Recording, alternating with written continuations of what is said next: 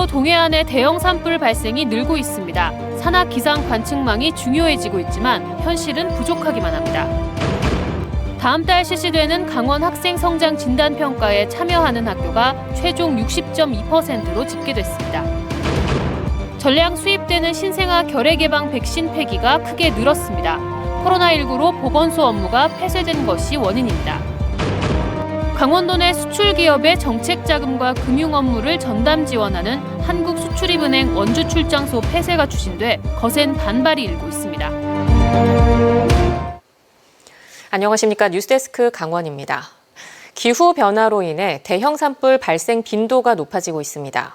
올해도 울진 삼척 산불을 비롯한 11건의 대형 산불이 발생해 여의도 면적의 83배 넘는 산림이 사라졌습니다. 이런 대형 산불에 대처하려면 정확한 기상 정보가 필요한데 산 간의 기상 관측 시설은 아직 미흡합니다. 이준호 기자가 보도합니다. 시뻘건 불기둥이 산 곳곳에서 솟구쳐 오릅니다. 하늘은 온통 잿빛 연기로 가득합니다. 지난 3월 발생한 울진 삼척 산불은 열흘가량 이어지며 산림 2만 5천여 헥타르를 폐허로 만들었습니다. 당시 산불은 시시각각 변하는 바람을 타고 산발적으로 번졌습니다. 다행히 금강선 8만여 그루가 있는 군락지에는 불이 거의 옮겨붙지 않았습니다. 인근에 있는 고도 600m 넘는 산 두 곳에 기상 관측망이 설치되어 있었는데 이곳에서 정확한 정보를 받아 방어선을 구축한 게 도움이 됐습니다. 유전자원보호구역 등 주요 시설물의 풍향 및 풍속 변화에 따른 산불 도착 시간과 그 예상되는 피해 면적을 예측함으로써 방화선을 구축하는 산악 기상 관측망이 실제 어떤 역할을 하는지 직접 산에 올라가 확인해 봤습니다. 해발 고도 1157m 있는 평창군 대관령면의 선자령입니다. 제 뒤에 있는 이 산악 기상 관측 장비가 나무가 수분을 머금은 정도와 풍속, 풍향 등을 실시간으로 측정하고 있습니다. 각종 센서로 관측하는 자료는 모두 13개로 일반 평지와 큰 차이를 보이는 특수 기상 정보입니다. 평지 쪽에서 관측한 데이터라고 비교를 했을 때 강수량은 2배 정도, 그다음에 풍속은 한 3배 정도 강한 걸로 저희가 분석이 됐었고, 그래서 그게 바로 어떤 산악 기상이 평지 기상과 다른 점이다. 우리나라의 크고 작은 산은 모두 4천여 곳, 이 가운데 산악 기상 관측망은 464곳에만 설치되어 있습니다. 같은 산이라 하더라도 기상 상태가 고도마다 달라 정확한 관측 자료를 얻기 힘들어 대형 산불에 적절히 대처하기가 쉽지 않습니다. 전파 통신의 문제 때문에 상대적으로 600, 500m에 많이 설치되어 있고요. 1000m대에는 많이 없는데 기상 관측 시스템이 산지에 촘촘히 들어가 있다면 산불 및 산사태 대응에 효율성을 높일 수 있겠고요. 지난 2017년 이후 피해 면적이 100헥타르 넘는 대형 산불이 잦아지기 시작해 올해는 11건이나 집중됐습니다. 현재 87% 수준인 산불 위험 예측 정확도를 더 높이기 위한 노력이 시급해 보입니다. MBC 뉴스 이준호입니다. 채권 시장 전반에 큰 충격을 줬던 강원도의 레고랜드 채권 보증 불이행 사태에 대해 강원도가 내년 2월 전에 모든 빚을 갚겠다고 밝혔습니다. 안이하게 대처하다 정부까지 나서 압박하자 강원도가 뒤늦게 대책을 발표한 겁니다. 강화길 기자가 보도합니다. 강원도가 중도개발공사 보증 채무를 이행하겠다고 공식 발표했습니다. 갚아야 할 돈은 2,050억 원. 상환 시기는 내년 1월 29일입니다. 그동안 갚는다고만 했지 시기를 특정하지 않았습니다. 하지만 채권 시장의 혼란이 가중되자 진화에 나선 겁니다. 이는 채권 시장의 개별 투자자들을 보호하고 금융시장의 불확실성을 해소하기 위한 조치입니다. 거기에 정부의 압박도 있었습니다. 최근 채권 시장이 경색되자 강원도 책임론이 불거졌습니다. 가장 안정적이던 지자체 발행 채권이 부도를 맞자 채권 시장 전반이 얼어붙은 겁니다. 하지만 강원도의 발표로 채권 시장이 안정화될지는 미지수입니다. 채권단은 급한 불을 끈 것에 불과하다고 밝혔습니다. 춘천의 기류는 내가 이 정도 했으면 끝 아니야? 라고 생각할 것 같아요. 전혀 그런 거 아닙니다. 그게 이제 시작인 거지 이미 막 많이 불이 났잖아요. 강원도는 갚을 돈 2천억 원을 내년 예산에 세우기로 했습니다. 지방채는 발행하지 않고 사업 구조 조정으로 마련하기로 했습니다. 이거는 저희 강원도정으로서는 사실 뼈 아프지만 어쨌든 당초 예산을 세울 수밖에 없는 상황이었기 때문에 그분들은 충분히 도민들께서 이해해 주실 수 있을 것 같고. 이번 사태를 촉발한 중도개발공사 회생 신청은 예정대로 진행됩니다. 강원도는 11월 초에 춘천지방법원에 회생 신청을 낼 예정입니다. 회생 절차가 마무리되면 보증 채무액 이상으로 회수할 수 있다고 자신하고 있습니다. 강원도의 안일한 인식과 대응이 채권 시장 전반에 예기치 않은 충격을 줬습니다. MBC 뉴스 강화길입니다. 다음 달 실시되는 강원 학생 성장 진단평가 추가 신청을 마감한 결과 참여학교가 60.2%로 소폭 늘었습니다.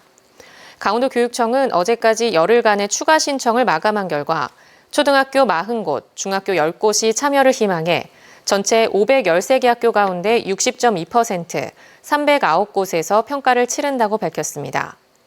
도교육청은 진단평가 참여 학교에 다음 달 평가지와 답안지를 배송해 학교별로 시행한 뒤 개인별 성취도를 교과별, 영역별로 분석해 제공하고 학교별 상담 주간과 전환기 학습 교재 등을 후속 지원합니다.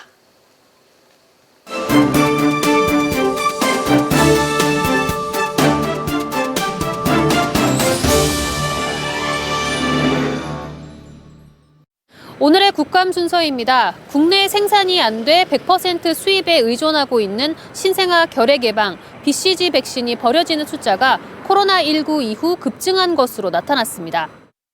국회 보건복지위원회 최혜영 의원이 질병관리청에서 받은 자료를 보면 도내 보건소에서 폐기된 BCG 백신 주사는 코로나 직전인 2019년 70개에서 지난해는 300개로 급증했습니다.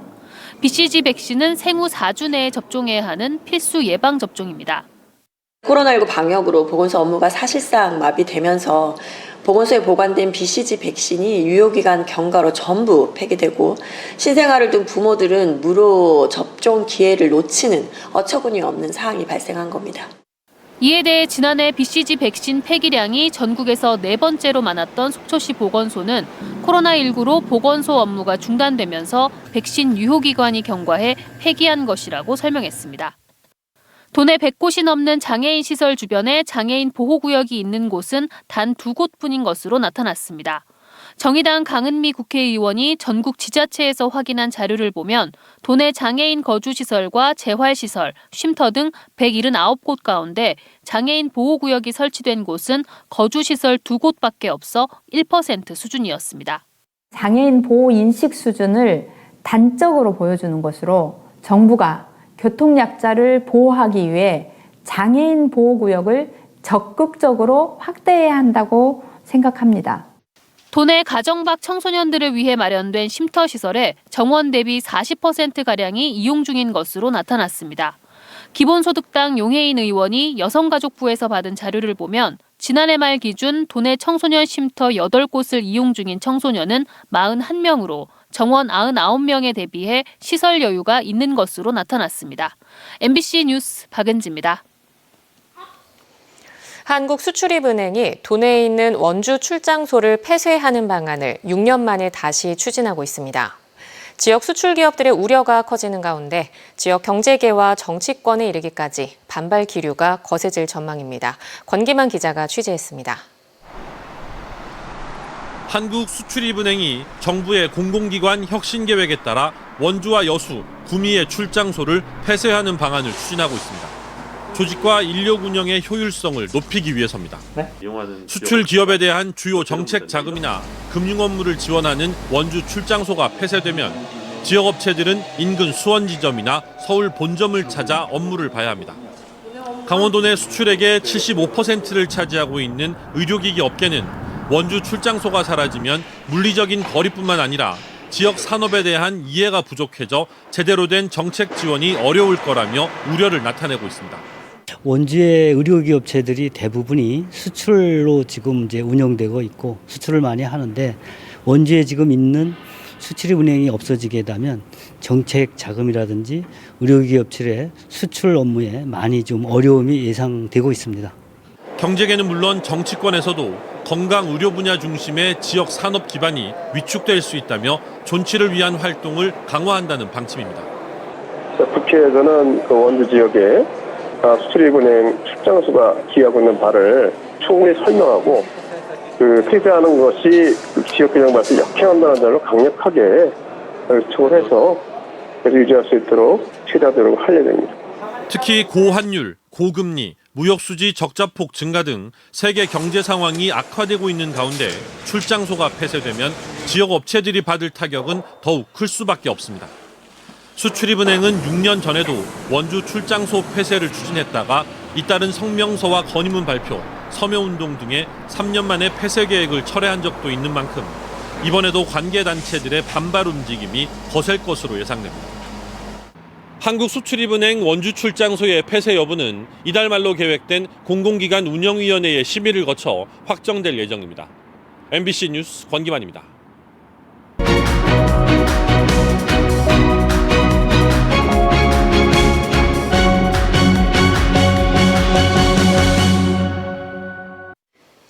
강원도가 저소득 취약계층의 겨울나기를 위한 연탄 쿠폰을 지원합니다.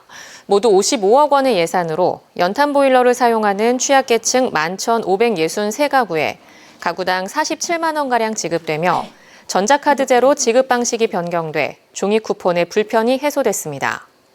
쿠폰은 다음 달 7일까지 시군별 주민센터에서 배부하고 내년 4월 말까지 사용할 수 있습니다.